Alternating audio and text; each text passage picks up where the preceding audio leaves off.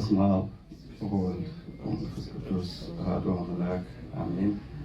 አምላክና አባታችን ልዑለ ባሕርይ እግዚአብሔር ሆይ እችን ሰዓት ባርከህ ቀድሰህ እንድናመልክህ እንድናከብርህ ቃልህን እንድንማማር በቅድስና አደባባይ ስላገናኘን ጌታ ሆይ ከምድር እስከ አርያም ስምህ ለዘላለም የከበረና የተመሰገነ ይሁን። በሰማያዊ ስርዓት እግዚአብሔርን ቤተ መቅደስ የምታገለግሉ አይንተ እግዚአብሔር ካህናት፣ ላይካነ ምስጢር ዲያቆናት፣ አባቶች፣ እናቶች፣ እህቶችና ወንድሞች ሁላችሁ በእግዚአብሔር ስም እንደምን ሰነበታችሁ? አሜን። ምሕረትና ይቅርታ የባሕርይ የሆነ እግዚአብሔር የእኛን በደል የእኛን ኃጢአት ሳይሆን በዕለተ ዓርብ ቀራንዮ ላይ የፈሰሰውን የክርስቶስ ኢየሱስን ደም ተመልክቶ ሊራራልን ሊባርከን ልጆቼ ብሎ ዳግም በመቅደሱ ሊያጽናናን ሊፈውሰን ይቅር ሊለን በፍቅር ለፍቅርና ስለ ፍቅር ያገናኘን ልዑለ ባሕርይ እግዚአብሔር ክብርና ምስጋና ለታላቅ ስሙ ይሁን። እንደምወድህ አንተ ታውቃለህ። የዮሐንስ ወንጌል ምዕራፍ 21 ከቁጥር 17 ጌታ መንፈስ ቅዱስ በረዳን መጠን የምንማማርበት ርዕሳችን ነው። ይሄ ቃል በተደጋጋሚ ክርስቶስ ትወደኛለህን እያለ በጠየቀው ጊዜ ሊቀ ሐዋርያት ቅዱስ ጴጥሮስ ለክርስቶስ የመለሰለት ቃል ነው። ጌታ ሆይ እንደምወድህ አንተ ታውቃለህ። መቼም ወገኖቼ ሁላችን እግዚአብሔርን እንወደዋለን። እሱ በወደደን መጠን ባንወደውም እሱ ዋጋ በከፈለልን መጠን ለእሱ የሚገባውን አስፈላጊውን ዋጋ ባንከፍልም እንደ ልጅ ግን እያንዳንዳችን ለእግዚአብሔር ፍቅር አለን። አሁን ዛሬ የምንማማረው የልጅነት ድርሻችንን እንዴት እንድንወጣ ለእግዚአብሔር የሚገባውን ነገር በእንዴት አይነት መልኩ ኃላፊነታችን መውሰድ እንዳለብን እንድናውቅ ያህል ነው ይህንን ርዕስ የመረጥኩት። ይህንን ቃል ከላይ ስናነበው እንዲህ ብሎ ይጀምራል። ምሳ ከበሉም በኋላ ኢየሱስ ስምዖን ጴጥሮስን የዮና ልጅ ስምዖን ሆይ ከነዚህ ይልቅ ትወደኛለህን? አለው። አዎን ጌታ ሆይ እንደምወድህ አንተ ታውቃለህ አለው። ግልገሎቼን አሰማራ አለው ይላል። ልብ በሉ። ምሳ ከበሉ በኋላ ይህ ምሳ ከበሉ በኋላ የሚለው ቨርዥን እንዲሁ ያለ ምክንያት ዮሐንስ አልጻፈው። ክርስቶስ ሞትን ድል አድርጎ ከተነሳ በኋላ ይመላለስበት የነበረው ሰውነቱ ምትሃት እንዳልነበረ ለማሳወቅ ነው። ክርስቶስ ሞትን ድል አድርጎ የተነሳው መንፈስ ነው የሚሉ ሰዎች ስላሉ ከድንግል ማርያም የነሳው እውነተኛው ስጋው መቃብር ውስጥ ቀርቷል። ሲታይ የነበረው ግን የማይጨበጥ ኢሉዥን የሆነ ነገር ነው የሚሉ ሰዎች ስለነበሩ ወደፊትም እንደሚነሱ ስለሚያውቅ ኢየሱስ ከመቃብር የተነሳው ያ ከመቤታችን የነሳው ስጋ መሆኑን ሊያስረዳ ማርና አሳ በመካከላቸው አምጡልኝ ብሎ ተመግቧል። ከዛ ውስጥ አንዱ ነው ምሳ ከበሉ በኋላ የሚለው ምትሃት አለመሆኑን ሊያስረዳቸው። ምትሃት አይበላም አይጠጣም። ይኸው ኢየሱስ ክርስቶስ ይህንን ክቡር ስጋ ነው ይዞት ወደ ሰማይ የወጣው። ይሄ በደቀ መዛሙርቱ መካከል ሲበላ ሲጠጣ የታየው ስጋ፣ በዕለተ ዓርብ ደግሞ መስቀል ላይ የወጣው ስጋ፣ ይሄ የሰው ልጆችን ክብር የሚያሳይ ነው። ይሄንን ስጋ ይዞት ነው ሐዋርያት እያዩት ከቢታንያ ተራራ እስከ አርያም ድረስ ከፍ ብሎ ይሄዳል። እንዲህ አድርጎ ሰውን አክብሮታል። እግዚአብሔር ክብር ይግባው።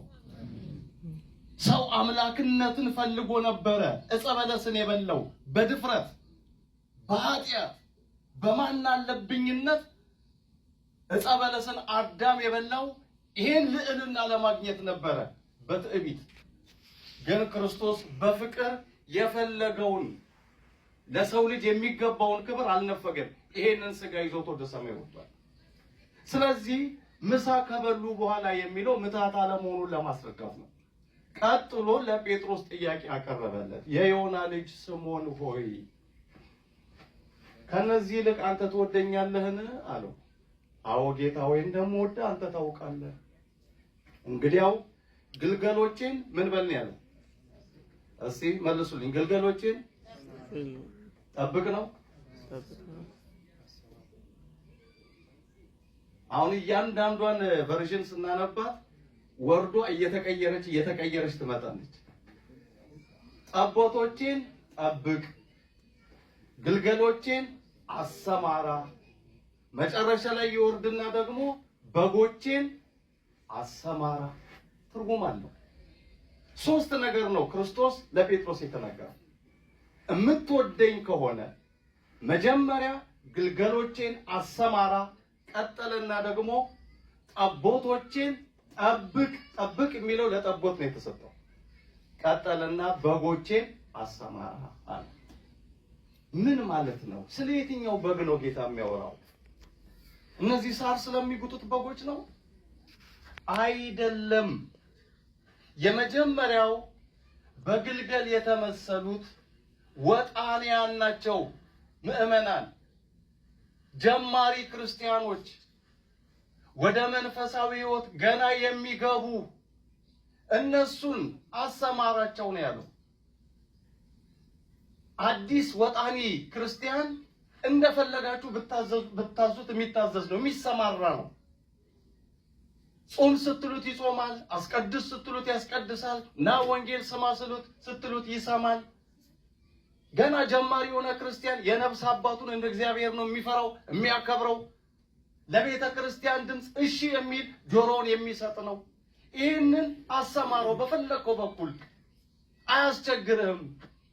ልቡ ደንዳና አይደለም። ቻሌንጅ የሚያደርግ ተግዳሮት የሚፈጥር አይደለምና ይሄንን አሰማራ ብሎ መመሪያ ሰጥቶታል። ይሄ በተለይ ለካህናት የሚመለከት ነው። ምዕመናንን እንዴት አድርገን መጠበቅ እንዳለብን፣ ቤተ ክርስቲያንን እንዴት ለክርስቶስ የተቀደሰች ሙሽራ አድርገን መንከባከብ እንዳለብን የሚያስረዳ ነው። ቀጥሎ ግን ጠቦቶችን ጠብቅ ነው ያለው። ጠቦት የማዕከላውያን ምሳሌ ነው። ከጀማሪነት ከተወሰኑ ዓመታት በኋላ ክርስትናው እየገባቸው ወንጌል እያነበቡ ወደ መቅደሱ እየተላመዱ ሲመጡ የሚያስቸግሩ አሉ። ይሄንማ አውቀዋለሁ የሚሉ ናና አስቀድስ፣ ናና ቁረብ፣ ናና ወንጌል ስማ ሲባል ማን ነው የሚያቆርብኝ? ቄሱን አላውቀውም እንዴ? ዲያቆኑን አላውቀውም እንዴ? መነኩሴውን አላውቀውም እንዴ? የሚያስቸግሩ አሉ። ጥብቅ ክትትል የሚያስፈልጋቸው፣ በወንጌል መጠረብ የሚያስፈልጋቸው። አሁን ለምን ይመስላችኋል የኢትዮጵያ ኦርቶዶክስ ተዋሕዶ ቤተክርስቲያን ከ20 ሚሊዮን በላይ ኦርቶዶክሳውያንን አጣለች? ባጭር ጊዜ ውስጥ ከ30 ሚሊዮን በላይ። ለምን ይመስላችኋል ይሄ ሁሉ ኦርቶዶክሳዊ ፕሮቴስታንት የሆነው? ዛሬ ፕሮቴስታንት በኢትዮጵያ ምድር ላይ እስከ መንግስትነት ደረጃ ደርሰዋል አይደል? አሉ የሚባሉ ትልልቅ ፖዚሽኖች በሙሉ የተያዙት በፕሮቴስታንት ነው። አይደለም ተራው ምዕመን፣ ጳጳሳት እንኳን ቢሮዎች ውስጥ ገብተው ጉዳይ ማስፈጸም እስከማይችሉበት ደረጃ። የጥምቀት ቦታዎቻችን አልተነጠቁም። የደመራ ቦታዎቻችን አልተነጠቁም። የትኛው ቁልፉ ቦታ ላይ ነው ኦርቶዶክሳዊ የሚባል ባለስልጣን በአሁኑ ሰዓት ያለው? የለም። ብሔራዊ ክብራችንን ተነጥቀናል። የኢትዮጵያ ኦርቶዶክስ ተዋሕዶ ቤተክርስቲያን ጥንት የምትፈራ የምትከበር፣ መሪዎች ሁሉ እሺ ብለው የሚታዘዟት ነበሩ። አሁንስ ከባንክ አካውንቱ አይደለም ገንዘቧ የሚወሰደው? ካህናቷ እየታረዱ አይደለም? ቤተ መቅደሱ እየተቃጠለ አይደለም? ህዝቦቿ እየተፈናቀሉ አይደለም? ይሄ በምን ምክንያት መጣ ነው? ይሄን የሚያደርጉ ሰዎች ከየትኛውም ፕላኔት የመጡ ሰዎች አይደሉም። የኢትዮጵያ ኦርቶዶክስ ተዋሕዶ ቤተክርስቲያን አማኞች የነበሩ ከቤተ ክርስቲያን ወጥተው ግን የሌላ ጎራ አሁን አሟሟቂዎች የሆኑ ከ40 ሚሊዮን የሚደርሰውን ፕሮቴስታንት ኢትዮጵያን አጥልቀዋታል። ከየትም ይወጣ አይደለም፣ ከኛው ጉያ ይወጣ ነው። ለምን? ጠቦቶች ስላልተጠበቁ በወቅቱ ጠቦቶቼን ጠብቅ ነው ያለው ጌታ። በተለይ ማዕከላውያን በጎልማሳነት በወጣትነት እድሜ ያሉ ኦርቶዶክሳውያን በወንጌል እየታነጹ ካላደጉ፣ ነገረ ክርስቶስን በሚገባ ካልተረዱ፣ ወንጌልን በደንብ አላምጠው ካልበሉ፣ ሳሩን በሚገባ ካልተመገቡ፣ ውሃውን ካልጠጡ ነገ የማንም መጫወቻ ነው የሚሆኑት። ስለዚህ አደራ ጴጥሮስ፣ አደራህን ጠቦቶቼን መግብ፣ ጠብቅ፣ ምራ። ዛሬ ይሄ ትልቅ አደራ ለሁላችን አለብን። ለካህናት ብቻ እንዳይመስላችሁ። እያንዳንዳችን ኦርቶዶክሳውያን ኦርቶዶክሳዊ ማንነትን ለጓደኛችን፣ ለቤተሰባችን፣ ባል ለሚስት፣ ሚስት ለባል፣ ልጆች ለወላጆች፣ ወላጆች ለልጆች የማስተማር የመምከር ይሄንን እውነታ የማስተላለፍ ግዴታ አለብን። አዎ ካህናት ትልቁ እረኛ ናቸው ለምእመናን። ባል ግን የቤተሰቡ እረኛ ነው። እናት ለልጆቿ እረኛ ነች። ትንሽ ወንጌል የቀመስን በየጫት ቤቱ፣ በየሺሻ ቤቱ፣ በየፉካ ቤቱ ላለው ክርስቲያን እኛም ዕዳ አለብን። ወንጌሉን የማስተማር ቃሉን የማስተላለፍ ሰዎች በኦርቶዶክሳዊ ማንነታቸው እንዲያድጉ የመጠበቅ መንፈሳዊ ግዴታ አለብን። መጽሐፍ ቅዱስ እንዲህ ይላል፣ ለግሪክ ሰዎች ላልተማሩትም ለጥበበኞችም ለማያስተውሉም ዕዳ አለብኝ። ሮሜ 1:14 ዕዳ አለብን ሁላችንም።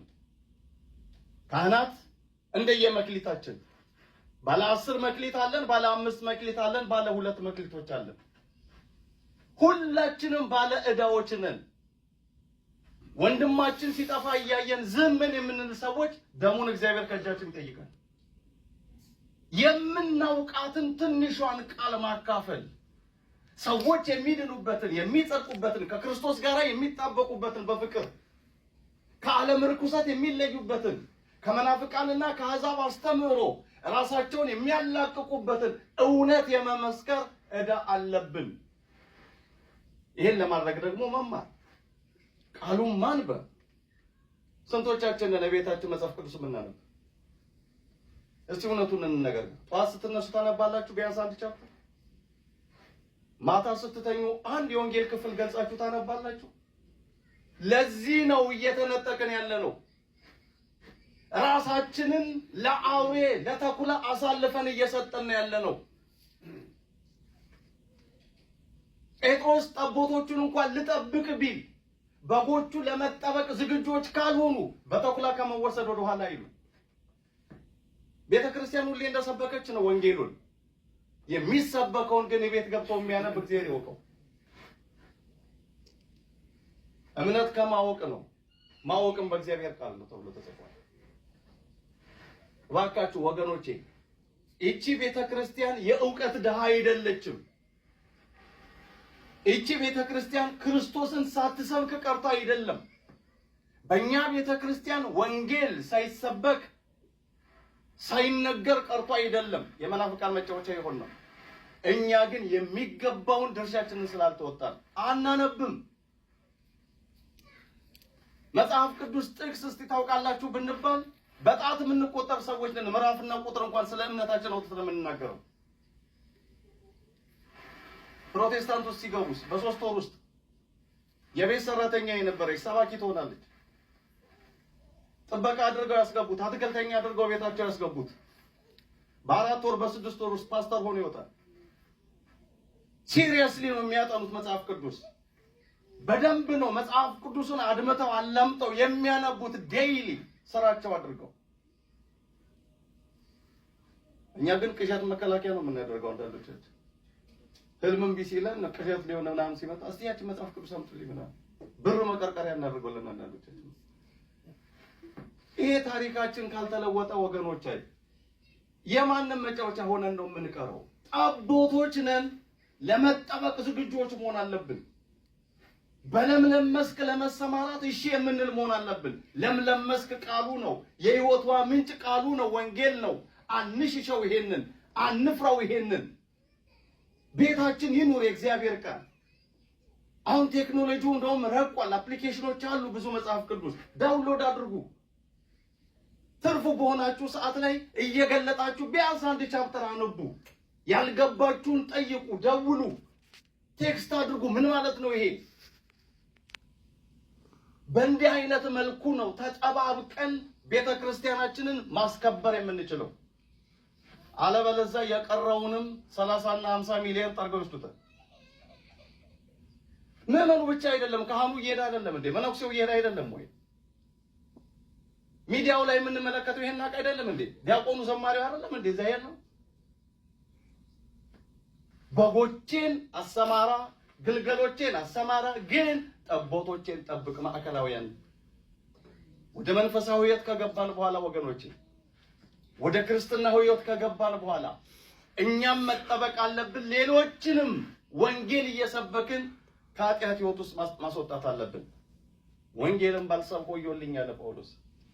በዚህ በአንደኛ ቆሮንቶስ ምዕራፍ 9 ቁጥር 16 ላይ ወንጌልን ብሰብክ እንኳን የምመካበት የለኝም፣ ግድ ደርሶብኝ ነውና ወንጌልን ባልሰብክ ወዮልኝ። ዛፉ ከቤት ያለው ወንድምህን መክረብ አታመጣው፣ ወዮልኝ።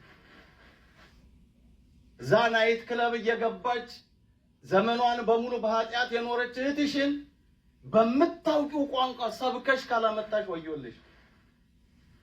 እኛም ምእመናንን ሰብከን ካላቆረብን፣ ለንስሐ ካላበቃን እኛም ወዮልን። ወዮልኝ ነው ያለው ጳውሎስ። የተረዳነውን እውነት በጨለማና በድቅድቅ ውስጥ ላሉ ሰዎች ካላሳወቅን ጌታ ደሙን ከእጃችን ይፈልጋል ነው የምላችሁ። መጽሐፍ ቅዱስ ነው የሚለው። ሕዝቅኤል 33 ቁጥር 8 ላይ ኃጢአተኛውን ታስተነቅቅ ዘንድ ባትናገር ያ ኃጢአተኛ በኃጢአቱ ይሞታል፣ ደሙን ግን ከእጅ እፈልጋለሁ። ሕዝቅኤል 33:8 ላይ ደሙን ግን ከእጅ እፈልጋለሁ። የራሷ ጉዳይ ብለን የተውናቸው ብዙ ባለማህተቦች አሉ። የራሱ ጉዳይ ብለን የተውነው ብዙ ባለማህተቦች አሉ። እኛን ግን ምክንያት አድርጎ እግዚአብሔር ሊያድናቸው የሚፈልጋቸው ብዙ መስበክ አይጠበቅብህም። 1-2 ቃል ብቻ ተናገር። ይሄ ቦታ አይረባም፣ ና ክርስቶስን ልበስ፣ ና ወደ ቤተ መቅደሱ ነይ። ከዚህ ህይወት የሚያላቅቅ እውነተኛ ሰላም የሚሰጥ የህሊና መጽናናትና እረፍትን የምታገኙበት የህይወት ቃል አለ። ኑ ወንጌል አለ፣ ኑ ቅዳሴው አለ፣ ዕጣኑ ይሽተታችሁ፣ ከዚህ ርኩሰት ውስጥ ውጡ ብላችሁ ንገሯቸው። አትፍሩ። ባላፈረብን ጌታ ለምንድን ነው እኛ የምናፍረው? እርቃኑን ሲወጣ አፈረብን እንዴ? ሱራፌልና ኪሩቤል ቅዱስ ቅዱስ ብለው የሚያመልኩት ጌታ ላንተ ላንቺ ለኔ ሲል ነው እንዲህ ሆኖ። እንደውም ሰዓሊው አሳምሮታል። በዕለተ ዓርብ ግን እሱን ማየት እስኪሳን ድረስ ከትውልዱ ማን አስተዋለ እስኪባል ድረስ ባየነው ጊዜ እንወደው ዘንድ ውበትና ደምግባት አልነበረውም እስኪባል ድረስ ፊቱ በደም ጨቂቶ የሾህ አክሊል ደፍቶ ነጭ አጥንቱ እስኪታይ ድረስ ተገርፎ የሚዘገንን ገጽታ ይዞ ነበር ክርስቶስ መስቀል ላይ የወጣው። እንዲያምሩ አልነበር። ባላፈረብን ጌታ አንፈርብን። በተዋረደልን ጌታ እኛ ዝቅ ብለን ሰውን እውነትን ለመናገር ወደ ክርስቶስ ለማምጣት ወደ መቅደሱ ለመጥራት ከወንጌል ጋር የራሳችንን ወገኖች ለማገናኘት አንፈር፣ ደፋሮች እንሁን። መሐመድን ቆሞ አደባባይ ላይ ሲሰብከው መቼ አፈረ አህዛብ? ቡዲዝም በአደባባይ ከበሮን እየደለቀ ሲዞር መቼ አፈረ? ሂንዱዝም በየአደባባይ እውነቱን ሲመሰክር መቼ አፈረ? የሚያሳፍር እምነት አይደለም እምነታችን። ክርስትናችን የምንኮራበት ነው። አፋችንን ሞልተን የምንሰብከው ቋንቋ ነው ያለን። ስለዚህ ወገኖቼ ጠቦቶችን የመጠበቅ ግዴታ የኔም የናንተም ጭምር ነው። የካህናቱ ብቻ አይደለም። ግልገሎችን እናሰማራ። ልጆቻችን አያስቸግሩም። ና ቁረብ ብትዩ ይመጣል በየትኛውም ሰዓት። ሕፃናቶቹ አያስቸግሩም። ና ወንጌል ስማ፣ ናና ቤተክርስቲያን ተሳለም። እሺ ምን አማራጭ አሉ? ይመጣሉ። ከፍ ያሉት ግን ጠቦቶቹ ግን አስቸጋሪ ናቸው። እንደ ፋሚሊም ስትመለከቱ ቲኔጀር ከሆኑ በኋላ እነሱን አንድን ለማድረግ አስቸጋሪ ነው የሚሆነው። በልጅነታቸው ቃሉን እየኮተኮትን ካላሳደግን ወንጌል እንዲማሩ እያባባልን በዛ እድሜያቸው እንዲማሩ እንዲረዱ ካልጋበዝናቸው ወጥቶ ከሄደ በኋላ በጉልበትም በዱላም መመለስ አይቻልም። ከዛ በኋላ ጌታ ምንድን ያለው? እንግዲያው የምትወደኝ ከሆነ የምታከብረኝ ከሆነ ከእንግዲህ እማትሸጠኝ እማትለውጠኝ አላውቀውም ብለህ የማትክደኝ ከሆነ ጴጥሮስ በጎቼን አሰማራ። በጎች የፍጹማን ምሳሌ ናቸው። በክርስትናው ከፍ ያሉ ሁሉ ነገር የተረዱ ቁረቡ ሲሏቸው እሺ ብለው የሚቆርቡ፣ አስራት በኩራት አውጡ ሲሏቸው እሺ የሚሉ፣ ኑና አስቀድሱ ወደ ቤተ ክርስቲያን ነው ሲባሉ እሺ የሚሉ እነሱ ናቸው። እነሱን አሰማራ፣ ችግር የለም። እነ ወለተ ማርያም እነማ ሆይ እነሱ ታዛዦች ናቸው። በሃይማኖት ዕውቀትም በሃይማኖት ትምህርት በመረዳትም የበሰሉት ማቹርድ የሆኑት አያስቸግሩ። ይሄ በእውቀት ግን ገና ያልበሰለው ትንሽ ግን አውቅ ያለው የሚለው መሀል ላይ ያለው በእውቀትም አስቸጋሪ ነው። በእድሜ ክልልም ወጣትነት ላይ ያለው አስቸጋሪ ነው። እሱን ነው ጠብቅ፣ ተከታተል፣ በጣም ፎሎ አፕ ማድረግ ያስፈልጋል የተባለው። አሁን ሰመር ካምፕ ተዘጋጅቷል። ልጆቻችሁን አምጧቸው። ምናልባት በኋላ መላከ ብርሃን በደንብ ይገልጹላችኋል። ልጆች በቤተ እግዚአብሔር እንዴት ማደግ እንዳለባቸው፣ ምን መማር እንዳለባቸው በደብራችን የተቀረጸ ፕሮግራም አለ። ሰመር ትምህርት ቤቶቻቸው ሲዘጉ ቢያንስ ለሁለትና ለሶስት ሳምንት እዚህ ቤተ ክርስቲያን መጥተው አንደኛ ቋንቋ ያጥኑ፣ ኢትዮጵያዊነታቸውን በደንብ አይደንቲቲያቸውን ይለዩ፣ የኢትዮጵያ ታሪክ የቤተ ክርስቲያን ታሪክ እንዲያጠኑ ፕሮግራም ቀርጸናል። አምጧቸው ልጆቻቸው። ሁለተኛ ትምህርት ሃይማኖት፣ ማን ፈጠረህ? ስላሴ ስንት ናቸው? አንድም ሶስትም ናቸው። ዓለምን ሊያድን የመጣው ከሶስቱ አካላት አንዱ ማን ነው? ወልድ።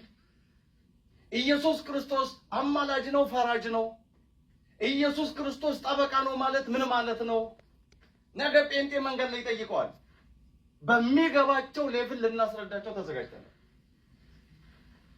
ይሄንን ካወቁ ከዚች ቤተክርስቲያን ንቅንቅ የሚያደርጋቸው የለም።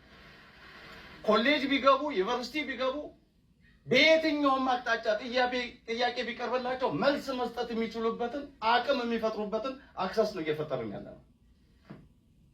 ምናልባት ሁሉን እንኳን ሸምድደው ባይይዙ እንዲህ አይነት ጥያቄ ቢጠየቁ ምን መግለጽ እንዳለባቸው፣ ማንን ኮንታክት ማድረግ እንዳለባቸው፣ መረጃዎች እንዴት ማግኘት እንደሚችሉ ይሄንን ሂንቱን እንሰጣቸዋለን። ከዛ በኋላ ቴክኖሎጂው በእጃቸው ነው። ስለዚህ ልጆቻችሁን በዚህ ሰመር ላይ እንግዲህ አምጧቸው፣ ይማሩ፣ ሃይማኖትን ይማሩ፣ ስነ ምግባር በተለይ ኢቲክስ ይማሩ።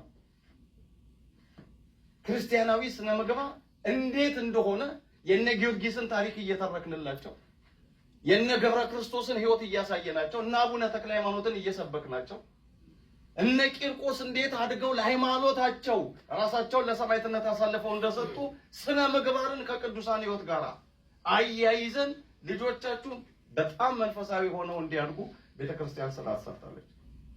ስለዚህ እግዚአብሔር አምላክ ግልገሎችንም ጠቦቶችንም በጎችንም ቤተክርስቲያናችን ጠብቃ ለእረኛው በተገለጠ ጊዜ በክብር እንድታስረክብ መንፈስ ቅዱስ ሁላችንን ይርዳል። ወሰላም ለእግዚአብሔር። ሰማለን